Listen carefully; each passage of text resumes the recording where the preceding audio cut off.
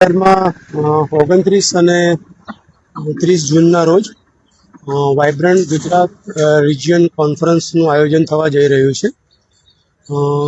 વિદેશી મહાનુભાવો, વિવિધ રાજ્યોમાંથી પધારેલા વીવીઆઈપી અને અન્ય ડિગ્નિટરીઝ જે છે એમની સુરક્ષા અને સંપૂર્ણ જે વાઇબ્રન્ટ ગુજરાત રિજિયન કોન્ફરન્સ છે એનું આયોજન સુચારુ રૂપે થાય એના ભાગરૂપે છેલ્લા એકાદ અઠવાડિયાથી સ્થાનિક પોલીસ જે છે સતત આ બાબતની એક્સરસાઇઝ કરી રહી છે. એના ભાગરૂપે આજે અમે વિવિધ એજન્સીસ, અમારા લોકલ સિક્યુરિટીઝ અને